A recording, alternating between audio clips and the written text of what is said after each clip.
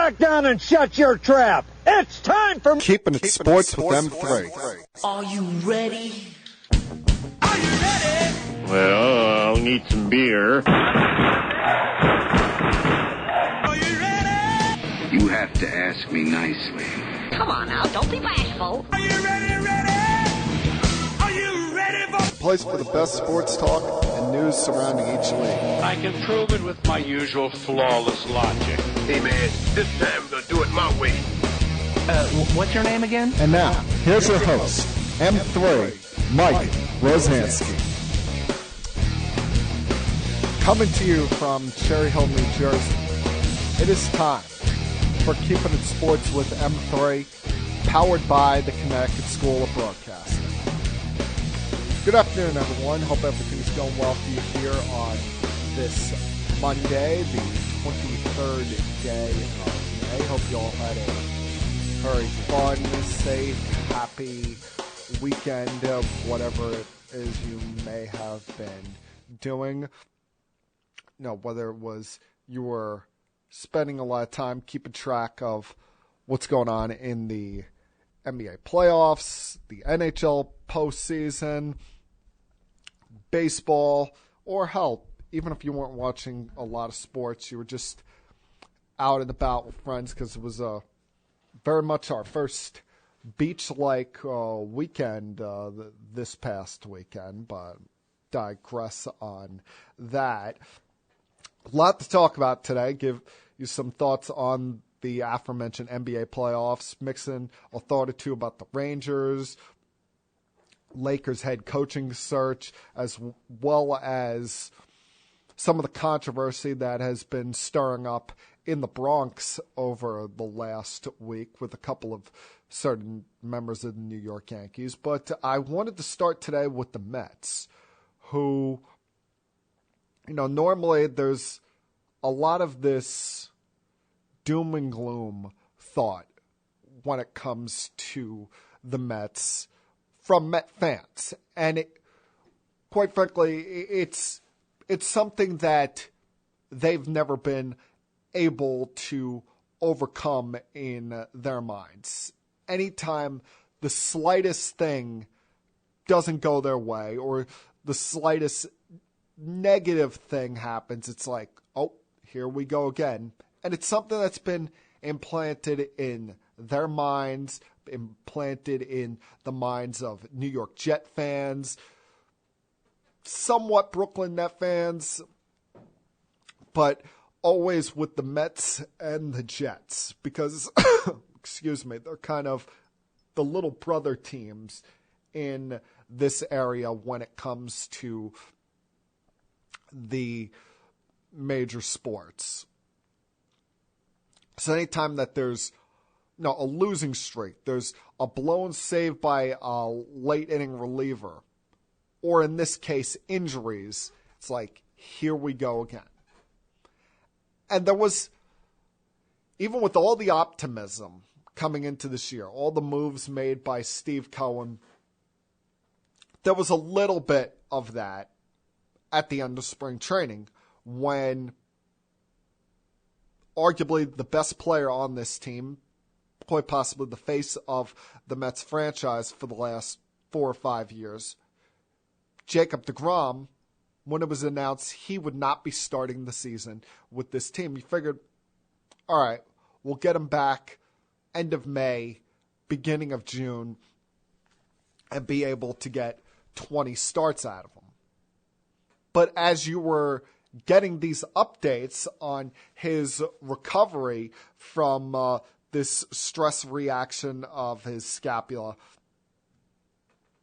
you were realizing, this is going to be pushed back a little bit. Because remember, even when they would say, oh, it's healed, you're still probably looking at least a 6-week timeline because he's not throwing the baseball, he's not stepping on the mound. You can't just say, oh, he's healed, ready to go, and say Thursday he's starting for the Mets at Citi Field. No, he essentially has to go through a spring training process. So you were waiting for that update that says, all right, he's ready to begin the process. But we haven't even gotten that. Now, as I was leaving here last week, I got the update from MLB.com's Anthony DiComo of a report the Mets put out about DeGrom's process. And got to be honest with you, it's not what you want to hear, in the words of former Yankee manager Joe Girardi. It doesn't bring a lot of confidence or reassurance that this is going the right direction when you read, quote, DeGrom underwent follow-up imaging yesterday that revealed continued healing in the scapula. He will continue to build distance and velocity in his throwing program, and we will provide an update on his progress when appropriate. And the part that I want to look at is when it says continued healing. Not that it says, oh, he's healed, that it's continued healing. And that leaves you wondering, when are we getting this guy? When is he going to step on the mound for the New York Mets? Now at the very earliest, you're looking probably at after the All-Star break. And that might be generous at this point because they're going to do another MRI likely at the end of this month. And at that point, then you still got to do the ramp-up process, and you're probably looking at middle of June at the earliest before he steps on the mound to begin a rehab assignment. And their pitching coach, Jeremy Hefner, has already said that it's going to probably, Jeremy Hefner's already said it's probably going to take at least 4 to 5 starts to get him stretched out before we see him in a major league game. And to me, you take all the time necessary. You make sure that when this guy steps on the mound for the Mets, that he's here for the remainder of this year, whatever this year pertains for the Mets. And, it's very easy to say that, oh, he'll be the same old Jacob DeGrom. You're going to get the 2-time Cy Young Award winner, the guy who was the best pitcher in baseball for the last 4 years. But a couple things here. As we've seen plenty of times over the years, when someone comes off injury, it takes time. You don't just get right back out there and they're the same guy that they were. And B, with all the injuries that he's had the last year, where you can't quite pinpoint why they're happening, but you see that it continues to be a thing. It continues to be a problem that the Mets just seemingly can't point out. How are we so sure that he's not going to go back out there and get re-injured? That he's not going to go out there and have something else? Because the most foolish thing that I think has happened here with this DeGrom situation is that when he was pitching in spring training, he was already throwing 100 miles an hour. And, can you tell the guy to dial it back a little bit? It's spring training. And on top of that, you've seen the jump in velocity that he's had in the last several years, where last year he was averaging 98, 99 on his fastball, and 4 years prior to that, it was a 93-mile-an-hour fastball. He's gone out there with this mindset where he just has fallen in love with the radar gun. But even with that, with DeGrom, you're like, all right, we still have a strong rotation behind him. With the additions that they made this offseason, you were able to take the likes of Carlos Carrasco and Taijuan Walker and push them to the back part of the rotation. You had a kid in Tyler McGill who was stepping up and pitching very well for this team. Not to mention the great starts that you were getting out of both Max Scherzer and Chris Bassett, the aforementioned offseason acquisitions. But then this past week happens where Max Scherzer leaves his start on Wednesday night, and we find out the next day that it's a moderate to high grade internal oblique strain on his left side, and he's going to be out for 6 to 8 weeks. Excuse me. He's going to be out for 6 to 8 weeks. And with him being 37 years old, you've got to take the long route on that. You've got to look at it and say he's out until at least after the All-Star break as well. And now, as we know, Max Scherzer tries to be a tough guy. He's not stupid like Noah Syndergaard was, where he said, "Oh, I'm not going to take an MRI. I know my body." But we've seen Max Scherzer in the past take a foul ball off his eye during batting practice and start the next night. So he's got to be protected from being his own worst enemy. So now you're without your 2 Cy Young candidates, your 2 aces for the next 2 months, and you're looking at a rotation of Bassett, Carrasco, Taijuan Walker, hopefully McGill coming back within the next week or two from his bicep tendonitis, and then some combination of either Trevor Williams or David Peterson. Normally, I'd say sound the alarm, Met fans. It's happening again. But there's a different vibe to this team this year. You have, while I'm not completely doing cartwheels over him, you have a competent manager in Buck Showalter.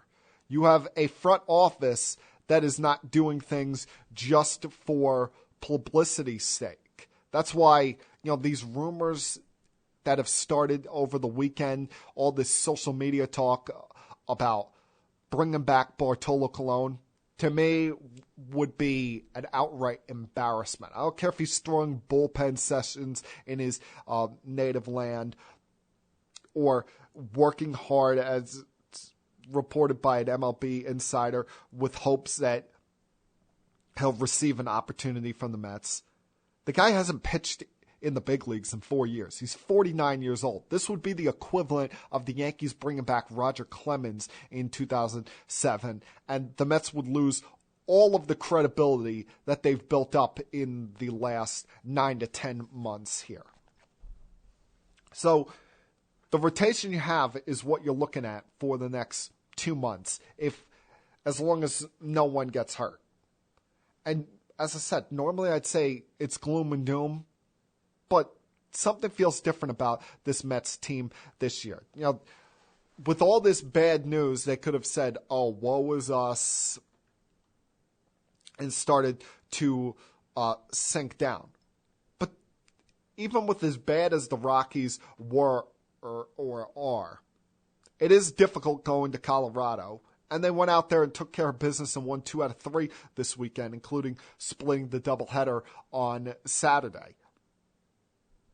They've shown a clutchness at times and have found ways to win games that in the past they would find ways to lose those games. So yes, it sucks that you don't know when DeGrom's coming back. It sucks that you've lost Max Scherzer until after the All-Star break.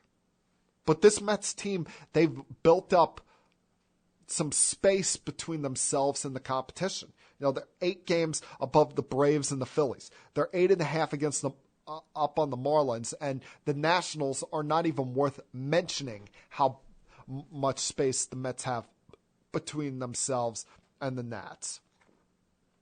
They've got the second best record in the National League right now, and have gone 11-1-1 in their first 13 series, of this season. So it's not, it's not the Terry Collins Mets or the Mickey Callaway Mets where the slightest little thing is going to send them in a tailspin. This is a different year. This is a different Mets team. So while it's easy for me to sit here and say Met fans should be positive, should not be so negative, because I've never experienced the negativity that it is being a Met fan, thankfully. Try to have some form of optimism.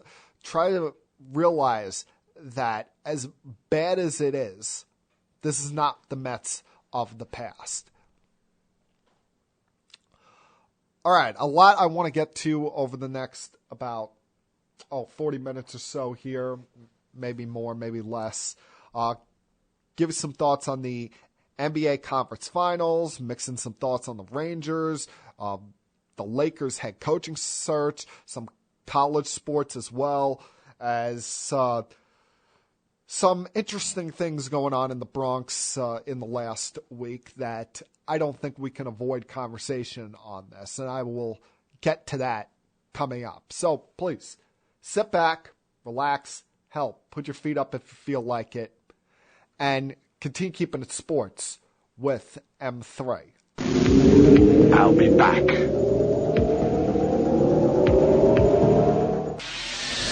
Connecticut School of Broadcasting founder Dick Robinson. You know, the media business has changed a lot since we opened our doors in 1964. Now media content is everywhere. On air, online, on the go. More than ever, companies are looking for people to help drive this new media. At Connecticut School of Broadcasting, you'll get hands-on training on the latest software and equipment in a matter of months, not years. Connecticut School of Broadcasting has placed thousands of grads in broadcast media careers. It's all about versatility. You see, at a radio station, if you also know how to shoot, edit, and post videos, you become a pretty hot commodity. That's the training you get at Connecticut School of Broadcasting. Connecticut School of Broadcasting, with locations up and down the East Coast, from Massachusetts to Miami. Call 1-800-TV-RADIO or log on to GoCSB.com. Connecticut School of Broadcasting, the nation's oldest and largest group of broadcast media schools, redefining training in radio, TV, and new media. Get trained. Get connected.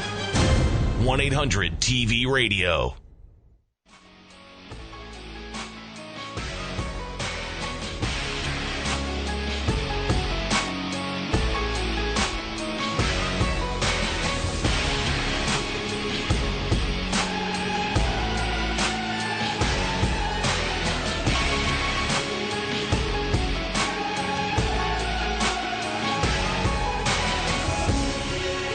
Now, as the name of the podcast says, it's called Keeping It Sports with M3.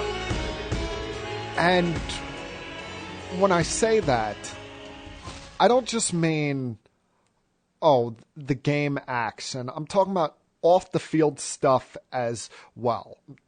There are times where real-life circumstances blend in with the world of sports. There are times that things happen that they're unavoidable to talk about, because sometimes we forget these athletes, they're real living human beings as well. We try to act like they're robots because they're there to entertain us for sometimes 3 to 4 hours each night, but they're living, breathing human beings as well. They make mistakes. They go through this crazy thing we call life just like we do. And there's things that will occur that you just can't avoid talking about. Take, for example, what to me has been the best story of the New York Yankees season, and that has been the breakout of Nestor Cortez, who, we saw last year pitched very well once the Yankees moved him from the bullpen to the starting rotation. But so far this year, he's been a rock star. There have been some that have gone a little too far, saying that, he should be starting the All-Star game, or that he's already a Cy Young contender. That we might need to calm down with a little bit, considering it's only 8 starts into his season. but still, he has been a godsend for this Yankee team that all the way around, you look at their rotation, everybody has pitched well. But no one more so than the guy they're calling Nasty Nestor. But as we've tend to see over the years, whether it's a prospect living up to the billing or someone like this who was a 36th round draft pick that comes out of nowhere to have great success, there's always the haters that want to bring them down. In this case, it's a Twitter account known as Pablo's Spam, aka @SpamPablo, who last week, as Nestor Cortez was throwing 8 lights-out innings against the Chicago White Sox, decided to do a little bit of digging into Cortez's past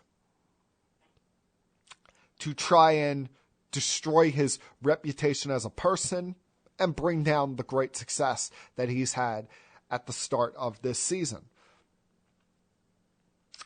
He would tweet, quote, "I'm not trying to, quote unquote, cancel him or anything, but I'd like to clarify that he used the N-word in at least a dozen tweets between 2012 and 2015. So between the ages of 17 and 20, He would post images of old tweets from Nestor Cortez's account from aforementioned the ages of 17 to 20, where in these tweets Cortez was seen using the N-word several times, and a lot of these tweets were lyrics from songs, including lyrics from a French Montana song, Ain't Worried About Nothing. And kind of all of them were haphazardly throwing around the N-word. Some of them were as direct tweets toward friends of his who happen to be African American. And, you know, a couple of questions I got here. Number one, if you're not trying to cancel him or anything, as you say, then what was the point of you posting these? What was the point of the fact that you went back 10 years on his tweets just to look up if he had anything scandalous, anything dirty to his name that could potentially destroy his reputation? And this comes off to me, first off, as someone who clearly they're not a Yankee fan. And even if they are, they're jealous of the success of someone that, let's face it, you look at Nestor Cortez, physically you don't see someone who's, you know, the modern day athlete. You see someone who's more of the common man, a guy who's, as he says it, 5'11", at about 180 pounds, if that. A guy who, when we first saw him about 3 or 4 years ago, was throwing all of that 86 to 89 miles an hour. Since then, has gotten himself in even better shape, has added some miles per hour to his fastball, and has turned himself into a pretty good starting pitcher in this league. So this person comes off as someone that they see the success that Cortez is having, and they just want to destroy their life. And to me, this comes off as so wrong because we don't know who this person is. We don't know what their real name is. They're just hiding behind a social media account.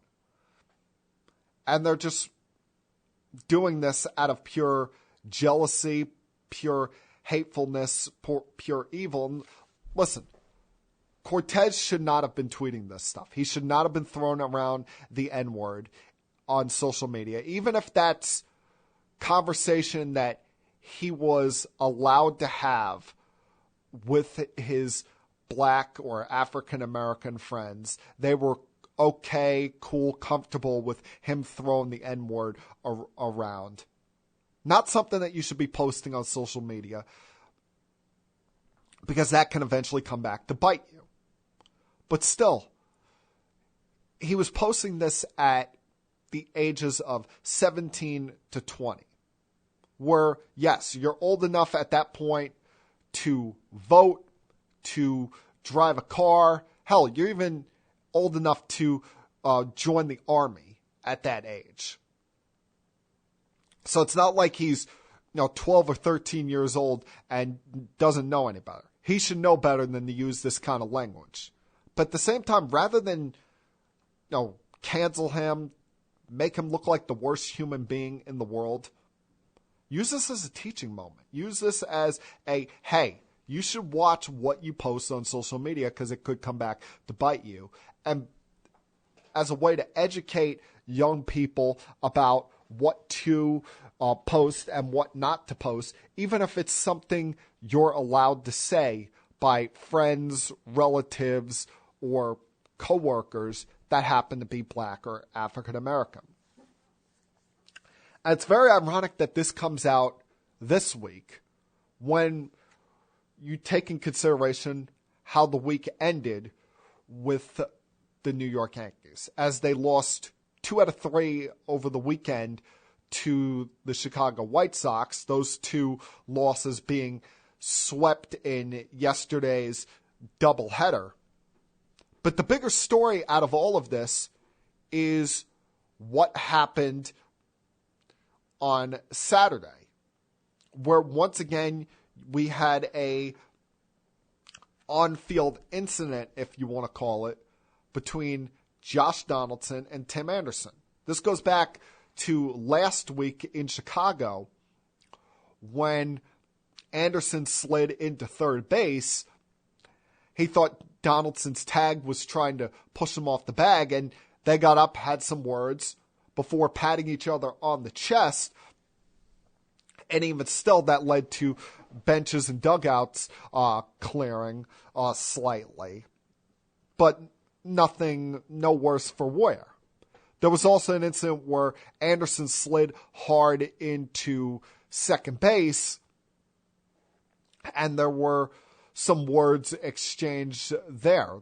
Donaldson as well. Donaldson, as I've said since the trade was made, was exactly the kind of guy that the Yankees needed. They've had too many choir boys in their locker room over the years and needed kind of that jerkish person to join this team. That guy that you hate when you're playing him, but you love him when he's on your team. Well, he got involved in a bit of controversy over this weekend when there was another incident between himself and Anderson where he's trotting off the field after running the bases in the third inning. I gotta hate this cough. And him and Anderson have some words, which, as we would come to find out later, was Donaldson saying to Anderson, "Hey, Jackie." And the context behind that was back in April of 2019, in an article in Sports Illustrated, Tim Anderson would say the following, quote, "I kind of feel like today's Jackie Robinson. That's huge to say, but it's cool, man, because he changed the game, and I feel like I'm getting to a point where I need to change the game." And his point behind that was he wants to bring fun back to the game. Well, obviously Donaldson heard that or read that and used that as kind of a sarcastic remark at Anderson. And that would lead to a situation where in the fifth inning, when Donaldson was coming to the plate, Grandal cuts him off, and they get into a verbal spat back and forth, leading to the benches and bullpens clearing. Anderson having to be restrained by Jose Abreu and a member of the coaching staff. And it going as far as after the game, Tony La Russa saying that Josh Donaldson made a racist comment, essentially calling him a racist. Now, Donaldson would claim that this is something that they've said to each other in the past, jokingly, and that he'd like to keep this as a private matter that they can discuss and clear the air there. But Anderson would say after that game, quote, "He just made a disrespectful comment, basically trying to call me Jackie Robinson. Like, what's up, Jackie? I don't play like that. I really don't play at all. I wasn't going to bother nobody today, but he made the comment. It was disrespectful. I don't think it was called for." Couple things here. Number one, as I said, Donaldson is a guy that gets under people's skin.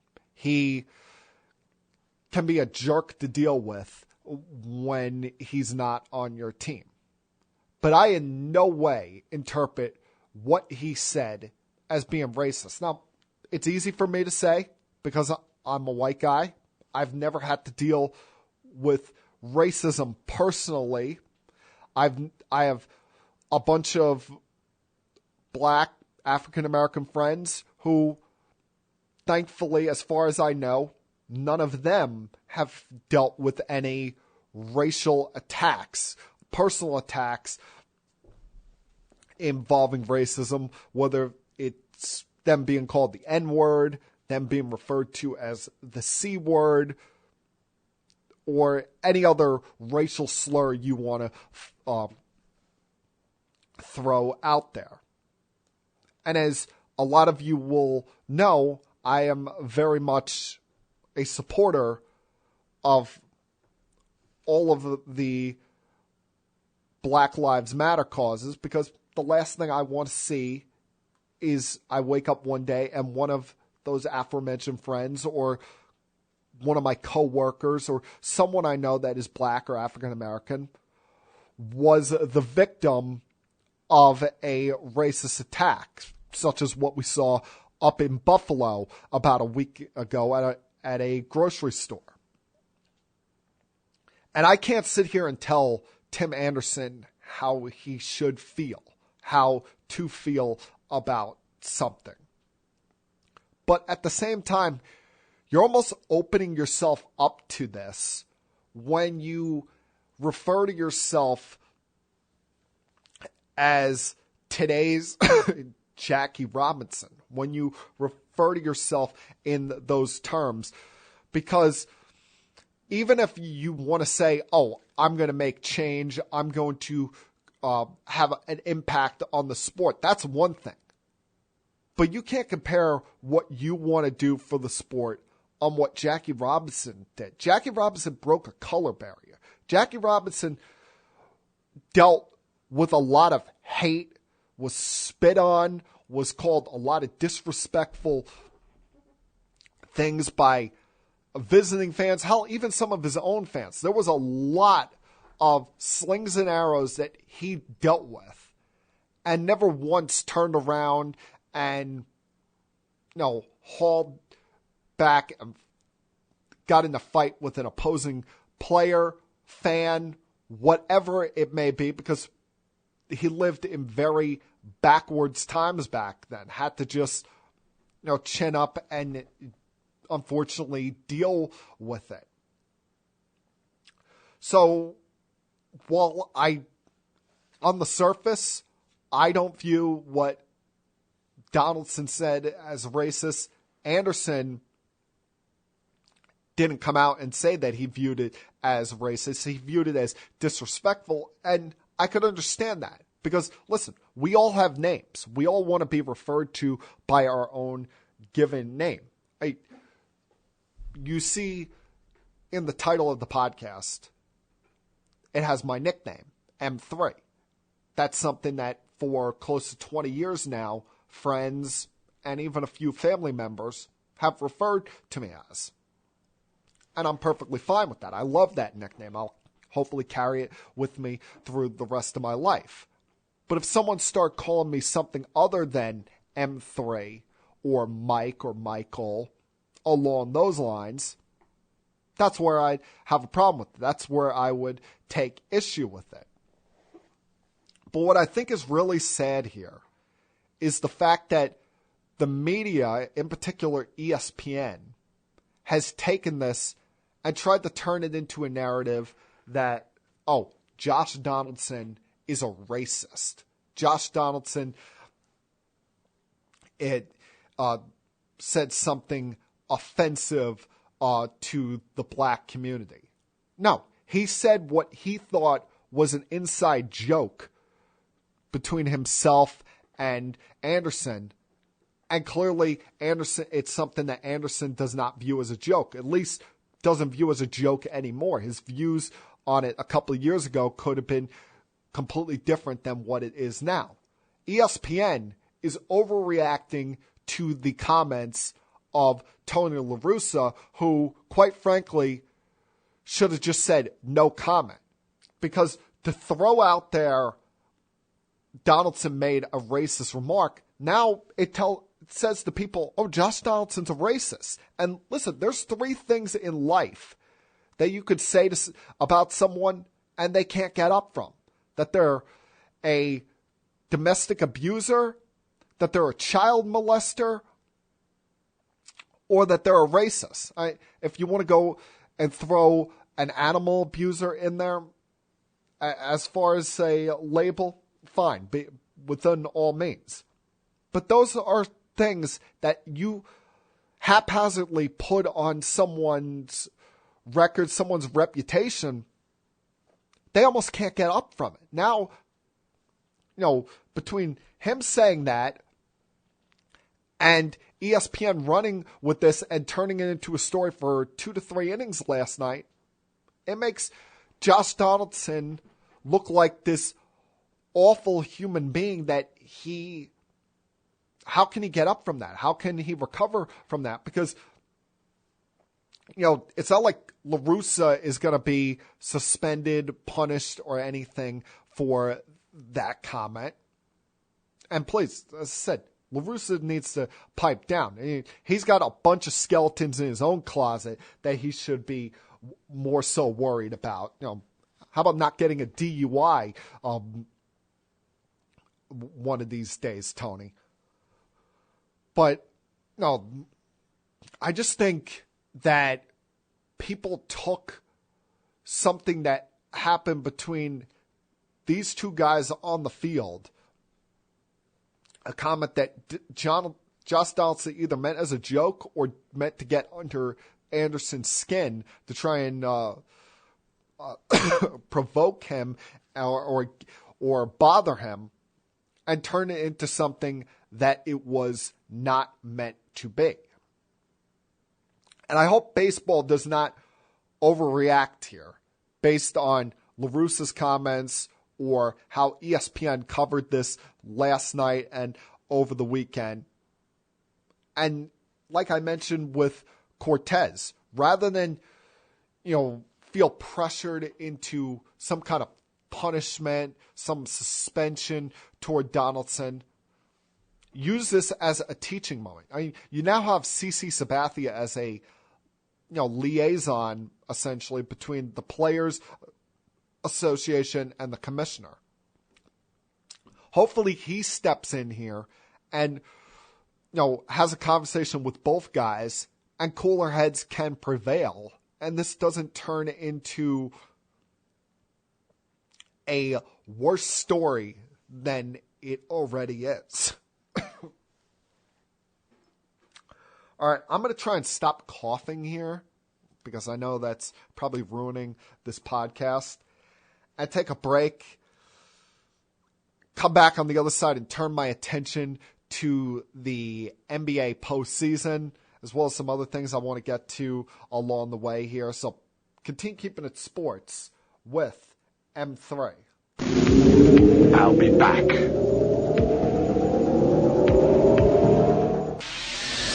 Connecticut School of Broadcasting founder Dick Robinson. You know, the media business has changed a lot since we opened our doors in 1964. Now media content is everywhere. On air, online, on the go. More than ever, companies are looking for people to help drive this new media. At Connecticut School of Broadcasting, you'll get hands-on training on the latest software and equipment in a matter of months, not years. Connecticut School of Broadcasting has placed thousands of grads in broadcast media careers. It's all about versatility. You see, at a radio station, if you also know how to shoot, edit, and post videos, you become a pretty hot commodity. That's the training you get at Connecticut School of Broadcasting. Connecticut School of Broadcasting, with locations up and down the East Coast from Massachusetts to Miami. Call 1-800-TV-RADIO or log on to GoCSB.com. Connecticut School of Broadcasting, the nation's oldest and largest group of broadcast media schools, redefining training in radio, TV, and new media. Get trained. Get connected. 1-800-TV-RADIO.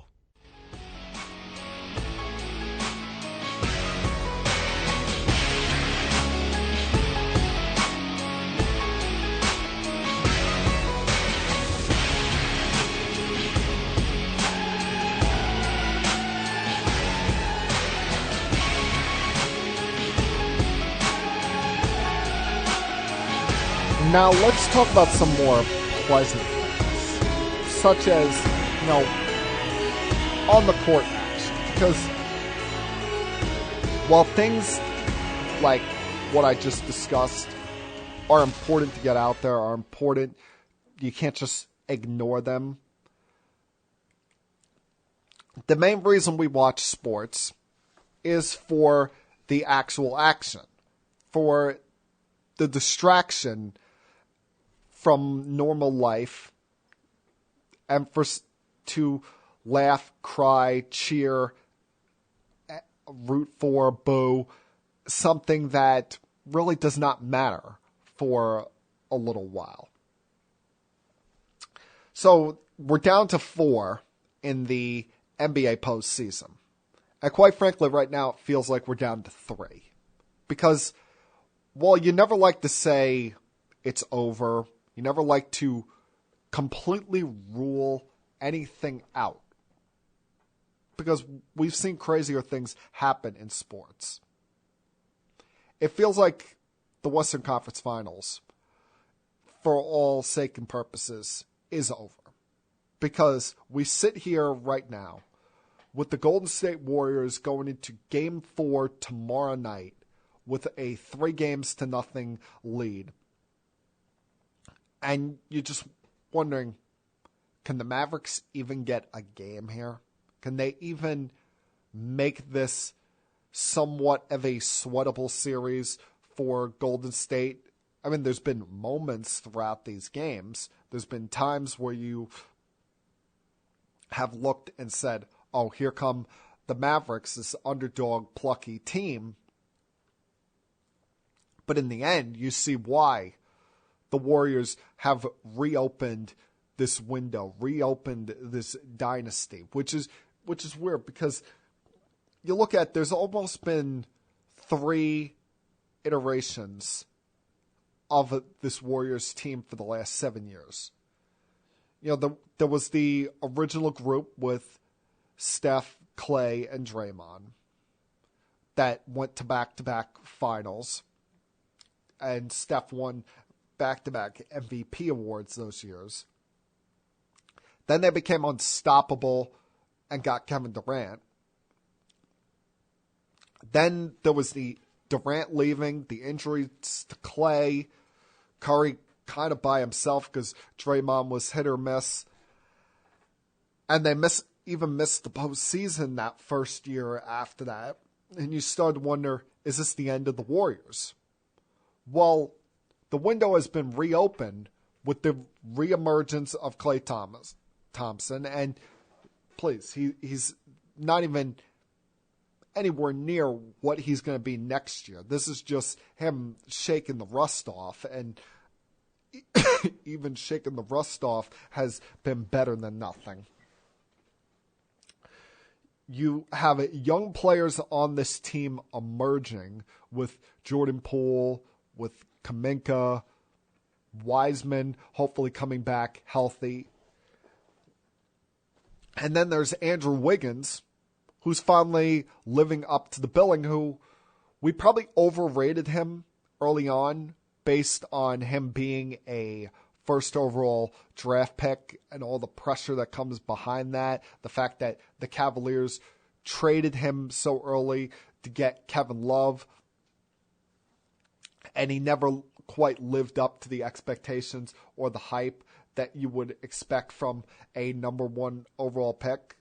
But he's been so important to this Warriors reemergence. Last night, notwithstanding, where he was quite frankly the second best player on the court for the Warriors, had some of the most important moments in this game. And what has added to his importance is the defense that he's playing on Luka Doncic. You're seeing he's getting his breaks in these games when Luka goes to the bench. And as soon as Luka comes back in, here comes Andrew Wiggins. And he kind of had the moment that sealed not just the game, but this series last night, when late in the fourth quarter, he had that tomahawk dunk on Luka Doncic that was originally called an offensive foul, and via review, rightfully called a good basket. I mean, the Warriors, they just look completely unstoppable and unguardable for this Mavs team. A Mavs team that, you saw them show a lot of heart, a lot of grit, determination against the Phoenix Suns last round. But between Luka having an off shooting night in game one, the Warriors having a amazing comeback in the second half of game two. I mean, the Mavs are up by 24 points at halftime. You're thinking, we're going to have some kind of series here.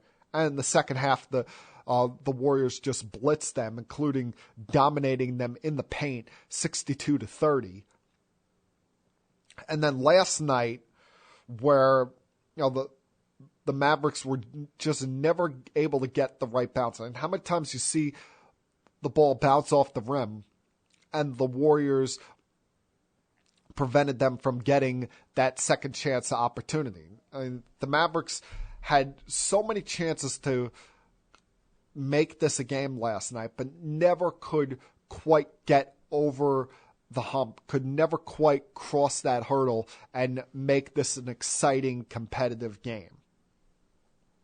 So in all likelihood, we're looking at the Warriors heading back to the NBA Finals for the sixth time in the last, 9 years here? 8 years, something along that reign there. Because, teams that are 0-3 in playoff series in the NBA are 146-0. The Warriors have just dominated the third quarter in these games. And that also happens to be what has been Luka's worst quarter in each one of these games. So it's all but the fat lady singing here for the Golden State Warriors over the Dallas Mavericks. Now, what's going to be interesting is they're going to have, if they do get this done tomorrow night, and I fully expect them to do so, they're going to have a lot of time on their hands. They're going to have a lot of time to sit back, rest, and watch the Heat Celtics series that, every time you seemingly have this series figured out, something wild happens, something crazy happens. You have Jimmy Butler's outburst in game one, where he just dominated the second half. And the Celtics had as abysmal a third quarter as you're going to find. And part of that is they were without two key pieces in their rotation in Marcus Smart and Al Horford. And at some point, you figured that might catch up with them on the road and going up against as well-coached team as the Heat are. But the Celtics showed how offensively explosive they can be in Game 2 once they had their big three back together. And the difference in this game was not just having Marcus Smart back, but the fact that they made their three-pointers while the Heat didn't. So you figure, it's going back to Boston. The Celtics have tied things up here. They now have home court advantage. They're going to be sitting pretty. Well, no, not exactly how things worked out coming into this game. Tatum had the worst shooting night of his life. B, Bam Adebayo was seemingly unstoppable. And all of this happening while players are seemingly getting hurt, falling on the ground left and right. I mean, Jimmy Butler didn't play the second half of this game. That opened the door for the Celtics to come back from what was, at one point they were trailing in the first half by 26 points.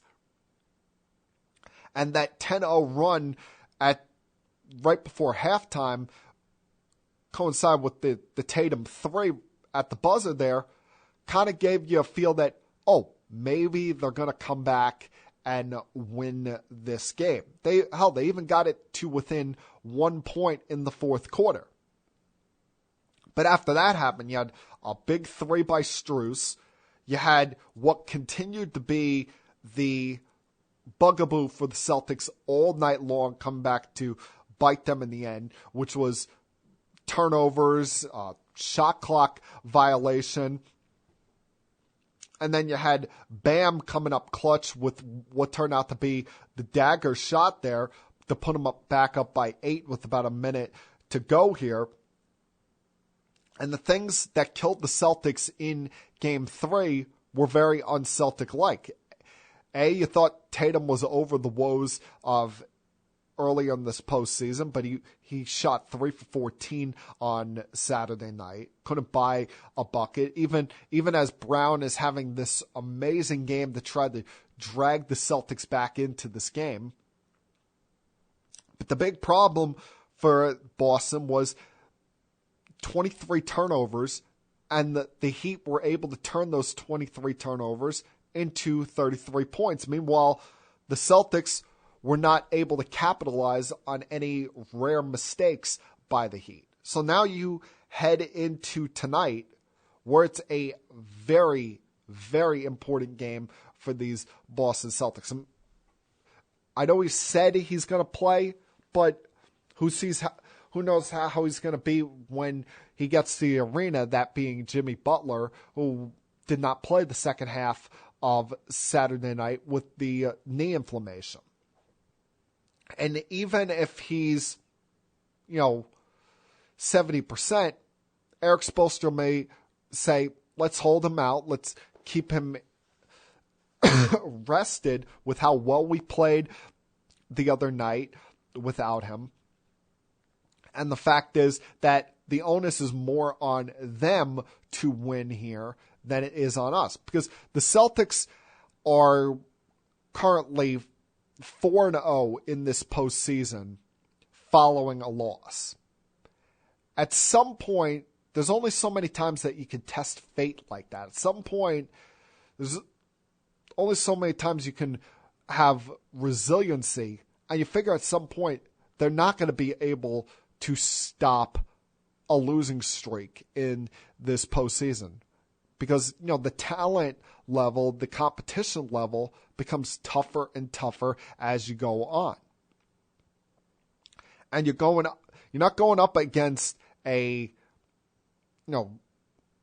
somewhat, rookie coach here with the Heat. We got Eric Spoelstra, who's won 2 NBA championships and went to the finals in the bubble a couple of years ago. Even without Butler, he's going to have his guys ready to go. They've seemingly had this next man up mentality all year long. So it's almost a must-win here for the Celtics. I know it wouldn't end their season, but you're looking at a situation where they lose tonight, go down 3-1. They would have to win 3 straight, and 2 of those 3 in Miami. Not something really you want to deal with. They're going to have to win a game in Miami at some point, but you'd much rather that be at 2-2 rather than all the pressure in the world piled on top of you, being down 3-1. Going to take the final break here, come back, close things out for this Monday afternoon. Continue keeping it sports with M3. I'll be back.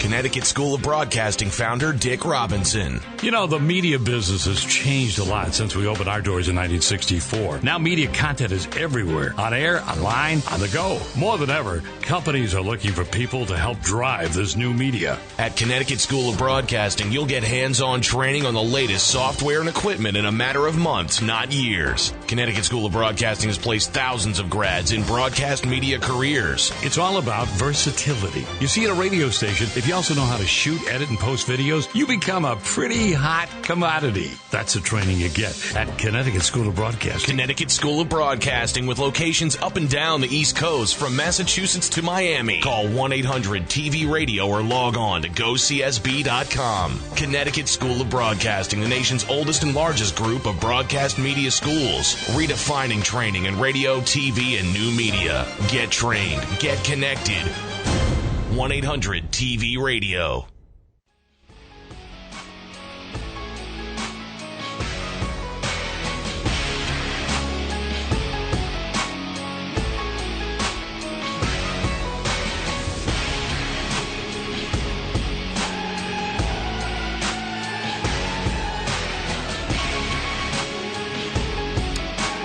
All right, only a few more minutes left here, but a couple more things I want to talk about. A good win for the Rangers yesterday to somewhat keep their hopes alive against the Hurricanes here.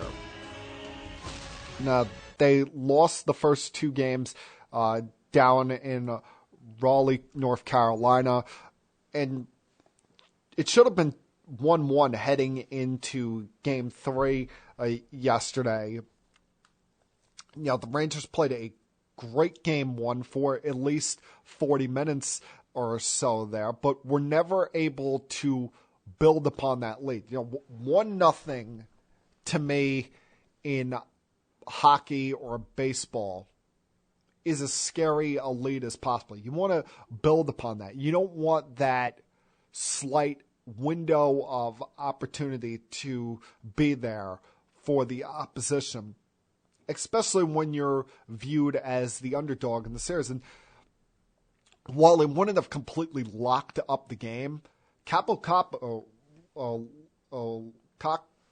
you pronounce his name, Kako,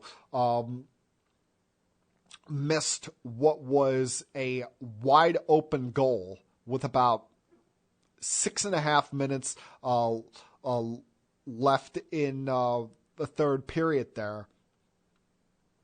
That, while it wouldn't have locked things up by any means, would have really put the pressure on Carolina, because they've been a great home team in this postseason so far. Not so much on the road, as we could see with their 3 losses to the Bruins and then losing yesterday.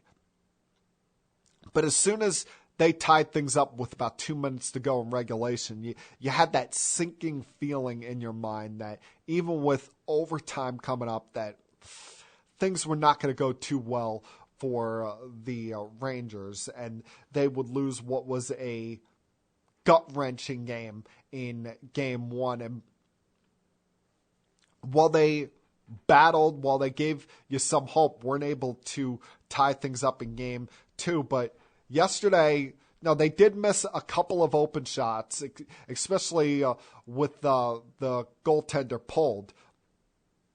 but took care of business at home to at least, keep hope alive, at least keep pressure on the Hurricanes, who, have to prove to everyone they can win a game on the road in this, because you're not going to just be able to go 4-4-4 throughout this postseason, especially if you play the Lightning in the next round, which is looking all likelihood with how easily they've handled the Florida Panthers through that series so far. One of these teams is going to have to win road games at some point to show that they can get to a cup final.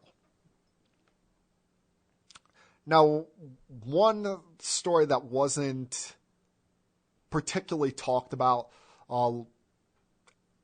so much last week, I think just based on everything that's going on with the conference finals in the NBA playoffs, Stanley Cup postseason, even with the baseball season.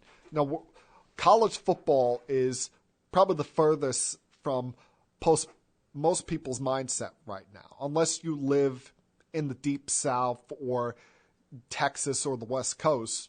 None of us are really hard pressed with college football being on our minds, as they're still about 3 months away from their season beginning. But Nick Saban, who has, quite frankly, kind of turned into a bit of a whiner and complainer, was having, I guess you want to call it a town hall or some public speaking appearance with local business leaders down in Tuscaloosa last week, made some unnecessary comments, if you ask me, and made some comments that, for a guy who most of us view as the greatest coach of all time, should be above those, should be better than these comments. When he would come out and say, quote, we were second in recruiting last year. Texas A&M was first. Texas A&M bought every player on their team, made a deal for name, image, likeness. We didn't buy one player, all right? But I don't know if we're going to be able to sustain that in the future, because more and more people are doing it. It's tough. Hell, I've read about it in the paper. Jackson State paid a guy $1 million last year that was a really good Division I player to come to the school. It was in the paper. They bragged about it. Nobody did anything about it. These guys in Miami are going to play basketball there for $400,000. It's in the newspaper. The guy tells you how he's doing it. Now, he tried to backtrack from that on Thursday, saying that he was more so meaning that you can buy players through name, like, and imaging, and that he shouldn't have mentioned any school by name. But quite frankly, he comes off as a bit of a jackass and a whiner and complainer. It's all fun and love. It's all good when Alabama is constantly getting the top 2 or 3 recruiting class in all of college football. When you're the big dog and don't have to deal with any form of competition. But now you've started to see not just other schools step up and be competition within his own conference, but it be other schools that are coached by former assistant coaches of his, whether it be this past year with Georgia, bouncing back after an embarrassing loss in the SEC title game and shutting them down in the national championship game, or now Jimbo Fisher, the head coach of Texas A&M, and them able to get a top recruiting class. And I love what Jimbo Fisher responded with here, saying, quote, "Some people think they're God. Go dig into how God did his deal. You may find out a lot of things you don't want to know. we built him up to be the czar of football. Go dig into his past or anybody that's ever coached with him. You can find out anything you want to find out. What he does and how he does it. It's despicable. And I love that he's not even taking Nick Saban's phone calls in attempts of an apology, because Nick Saban, like I said, he comes up small here, comes up looking like a bit of a whiner and complainer that, the greatest coach or perceived greatest coach in the history of college football can't get all the top recruits that he wants, because now players realize that, we can go to other schools that maybe aren't as historically important, and it's still, get us to the NFL in the same time frame we expect, and B, we can make money off the field from doing that because they have just as many boosters with deep pockets as Alabama does. In some cases more, especially when you talking about such an oil-rich state as in Texas. Like I said, it made Saban look awful, made him look bad, and there's no amount of apology that you can do to stop yourself from looking like a whiner and a complainer here. It's comments that he just should not have said. There are times that we're all thinking something and we shouldn't come out and say it. And this is one of those times, because rather than all hailing Saban today, we're all laughing at what a joke he looks and sounds like.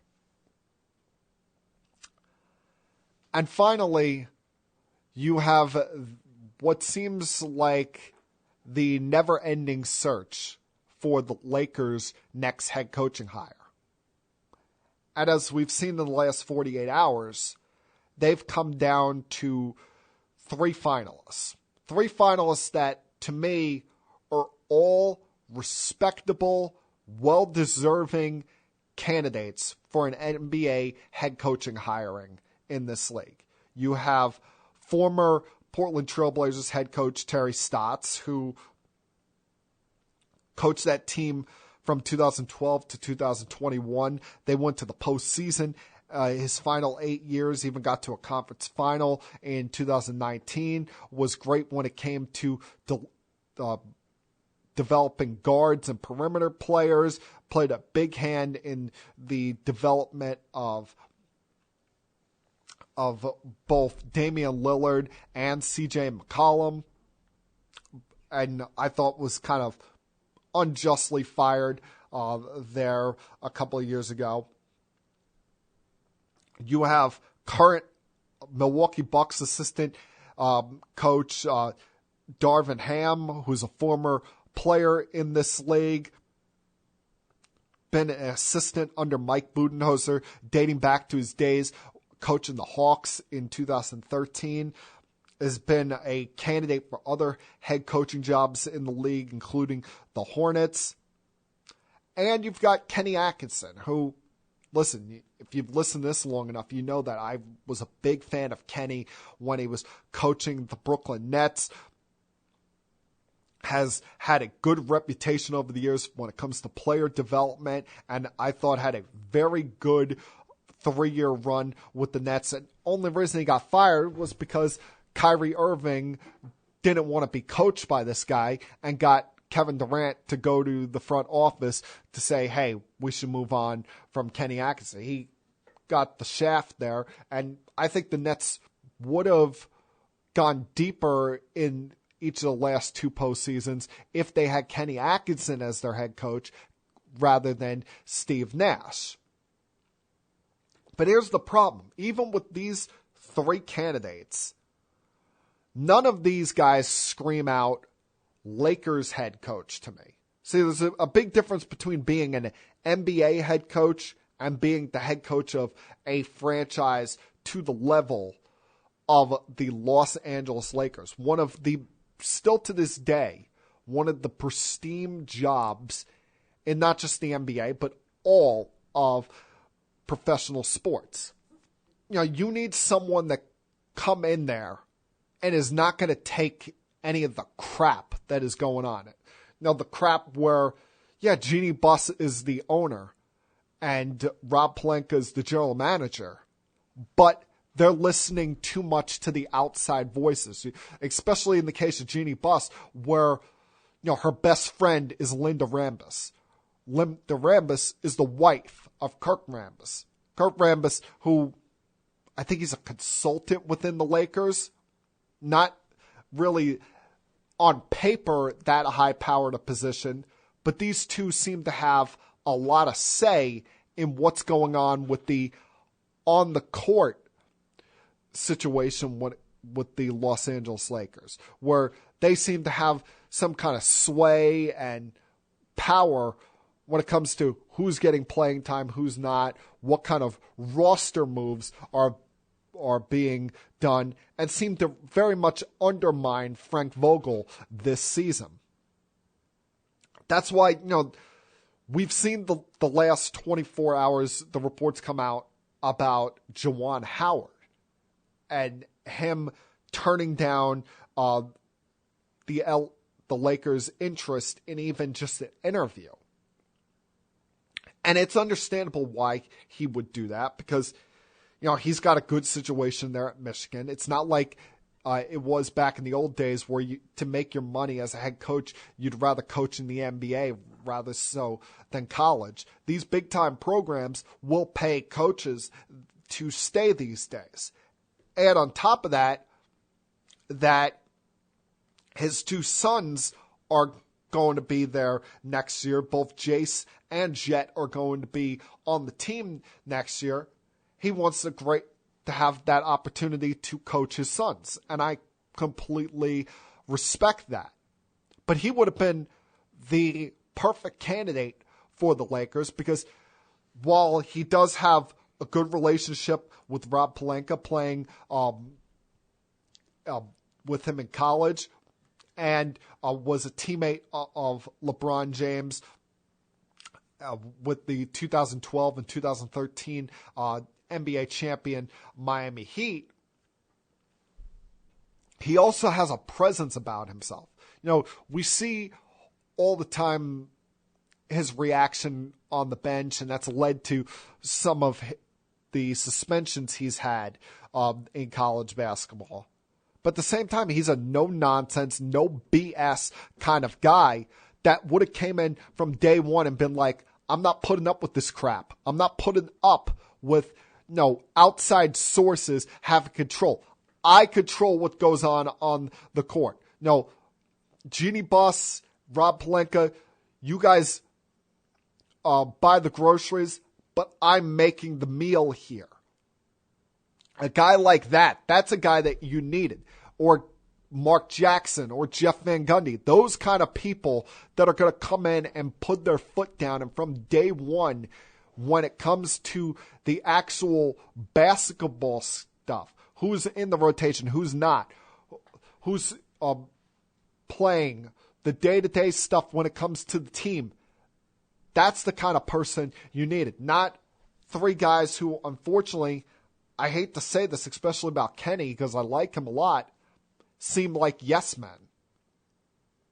And the Lakers, between all the off-the-court nonsense, and then you look at that roster, the fact that you've still got all this money tied up to Russell Westbrook, you've got a team that seemingly is miscasted, you don't have a lot of shooting, you don't have a lot of young players on this team to surround LeBron and the often injured Anthony Davis. The Lakers don't, while there's all the glitz and glam of LA and of the tradition when it comes to the purple and gold, the Lakers don't seem like a destination right now that anybody worth their salt really wants. And it is very damning to me when you see someone like a Juwan Howard even just turn down an interview.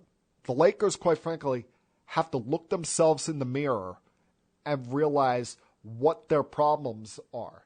And that's both on the court and even worse, off the court. And that, my friends, is Keeping It Sports with M3 from Monday, May 23rd, 2022. Everyone, please have a great week. Have a great night. Probably won't be on next week because it's Memorial Day. But hopefully by next Tuesday I'll talk to you again. And until then, stay safe. Peace. We have to go. Good night, everybody. I have had enough of you! Thank you for all the fun. Thank you. Hey, shut up, will you? I don't want to see you, I don't want to hear you, I don't want to smell you. Now leave.